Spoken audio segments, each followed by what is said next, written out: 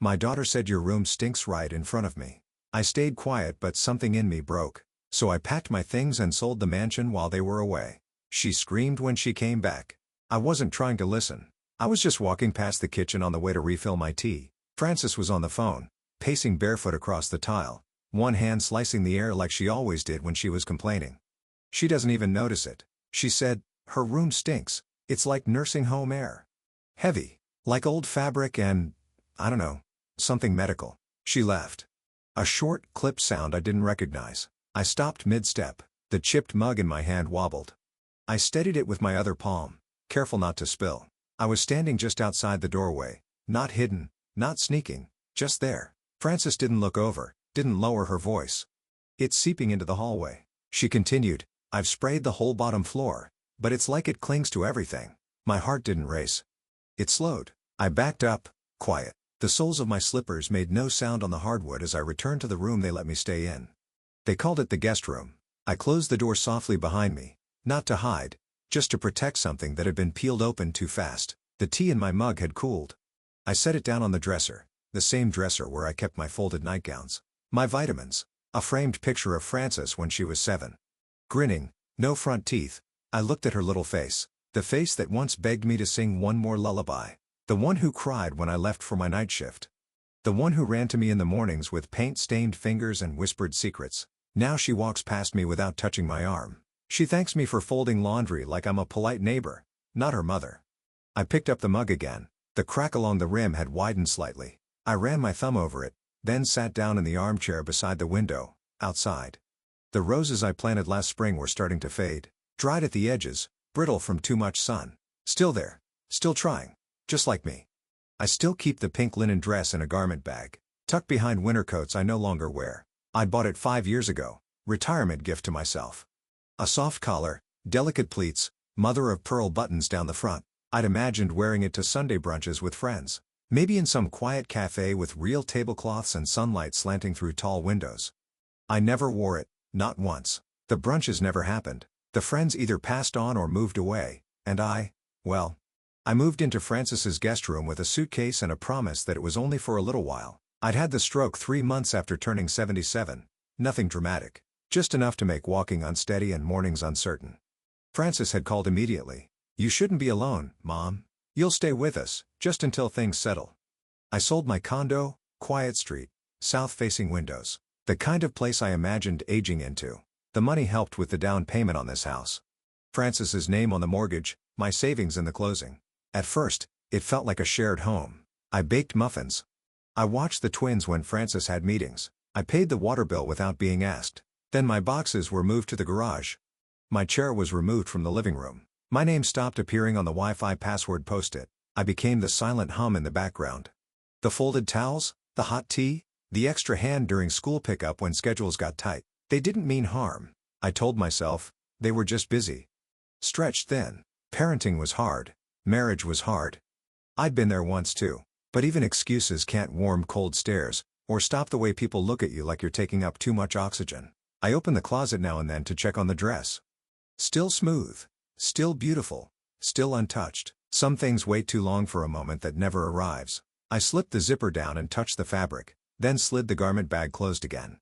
Tomorrow, I'd start organizing the drawers. Not for cleaning, just to see what I still owned and what still belonged to me. I used to keep the tomatoes by the kitchen window.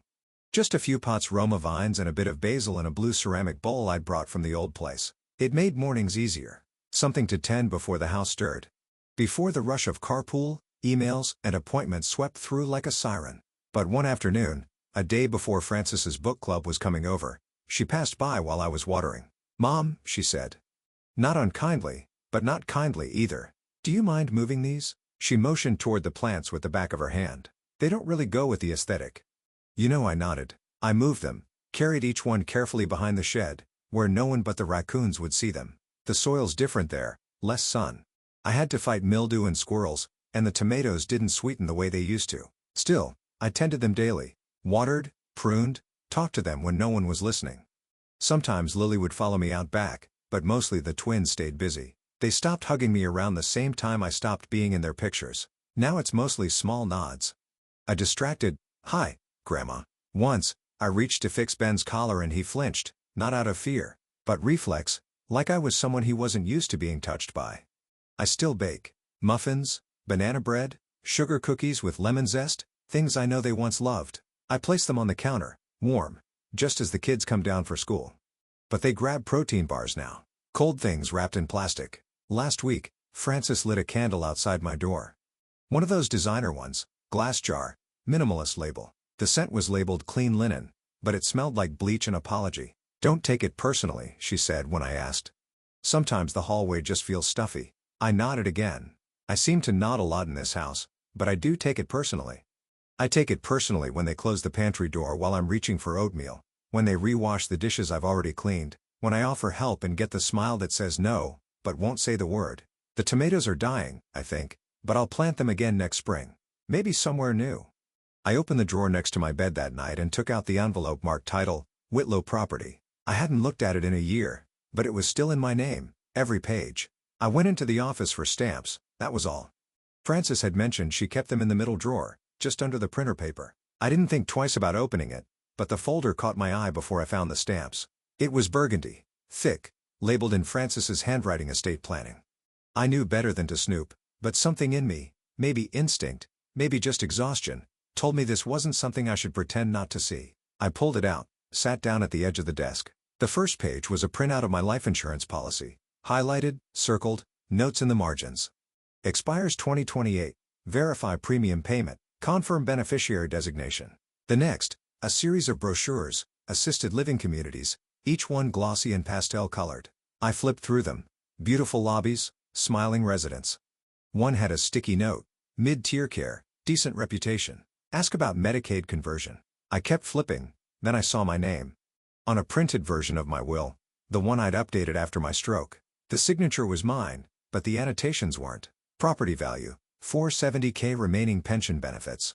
And in Francis's handwriting, again, next to the line about my small savings account, will need access if medical decline accelerates. I sat there for a long time, not angry, just emptied out. I took a breath, stood up, and went to my room.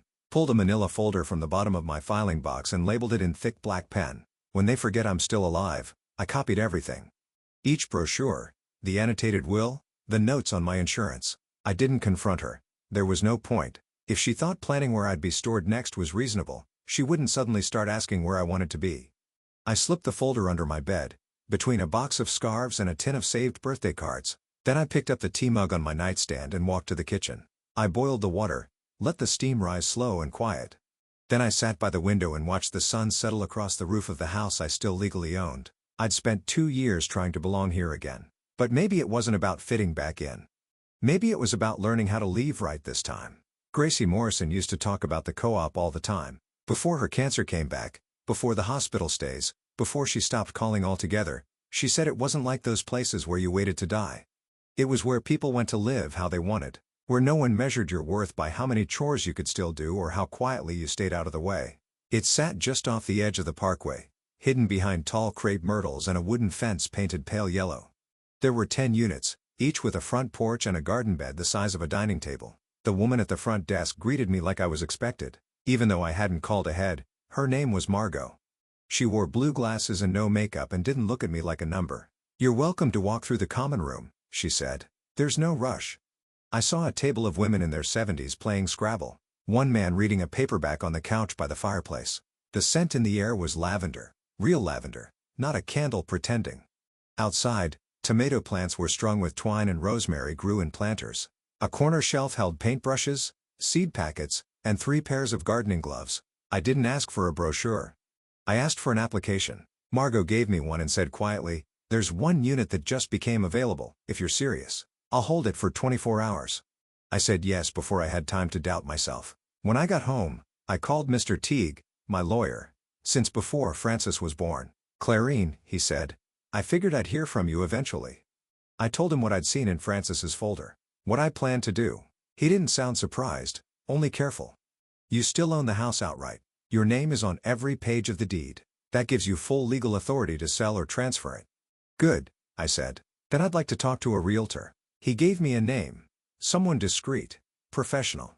I wrote it down in my checkbook and stared at it for a long time. The next morning, I started in the closet, not packing yet, Just sorting. Shoes I hadn't worn in years. Sweaters that still smelled like the cedar chest from my condo. My mother's quilt.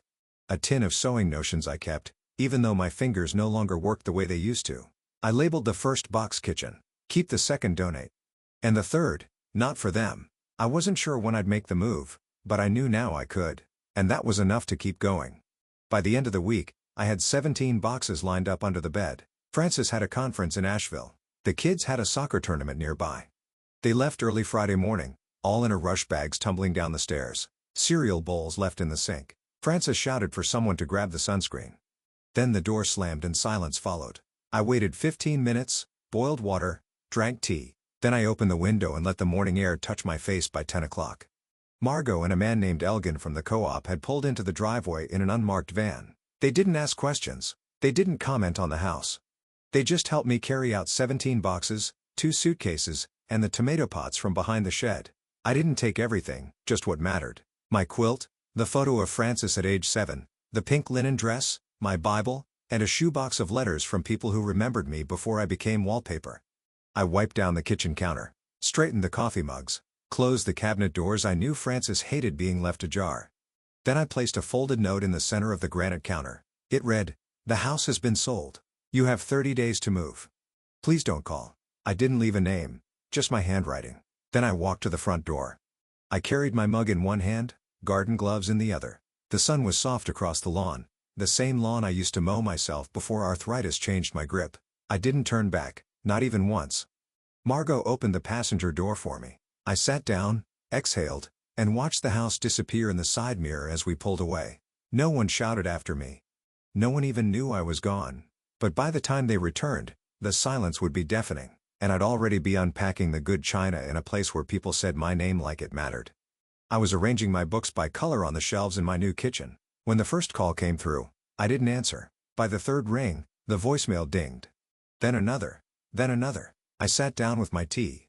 The light poured through the window like it had been waiting for me. Warm. Still, Margot stopped by with lemon scones from the bakery down the road. She didn't ask questions, just smiled and said, "You look lighter today." I didn't say what I'd done. Not yet. Maybe not ever. By evening, the messages changed tone. First frantic, then angry, then quiet. At 7:30, one came through while I was watching a documentary about beekeeping. Francis's voice tight, cracked. "You tricked us." I paused the show, took a sip of tea. I didn't trick anyone. I simply stopped playing the part they'd written for me without my consent. They had counted on my silence, my obedience, my reluctance to make waves. They never imagined I'd walk. They'd measured my value by how little I asked for, how small I made myself to fit inside their lives. But the thing about smallness is it builds pressure.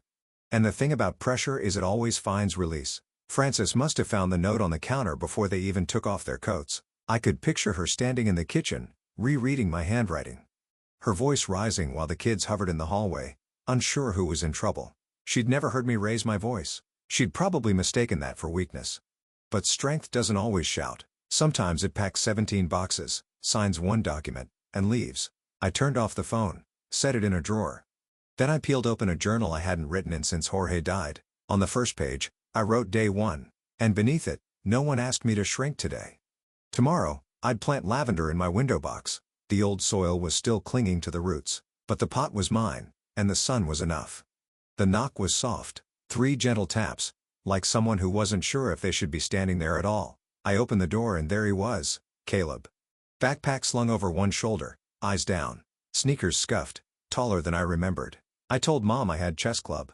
He said, "I don't. I just wanted to see if you were okay before I could answer." He stepped forward and wrapped his arms around me. Not the polite hug teenagers give relatives at holidays, but something real, tight, quick, wordless, inside. He looked around like the place belonged in a dream he hadn't been allowed to have. "It smells like cookies." He said, "It could." I said, "If we make some." He grinned. We stood in the kitchen, elbow to elbow. He cracked the eggs too hard, spilled flour on the floor, ate dough straight from the spoon. I didn't correct a thing. "You were always there," he said once, quietly, "while the cookies baked at every game, at all the school things. I never really noticed." I'm sorry, I didn't need him to say that. But it landed like something soft after months of stone. I poured 2 glasses of milk and slid the warm tray onto the table. We sat and talked about nothing big. His art class, a joke from science.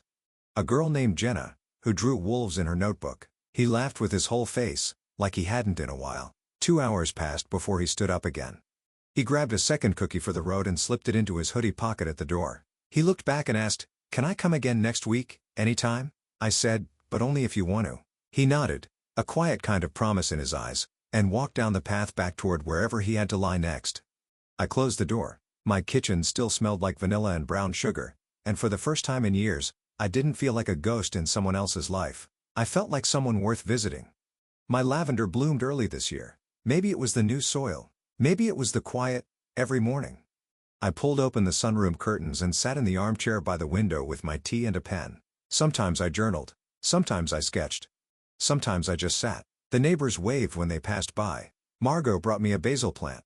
Harold from 2 doors down lent me a mystery novel with all the plot twists underlined in pencil. At lunch, I sat with people who asked questions and waited for the answers. No one corrected my stories.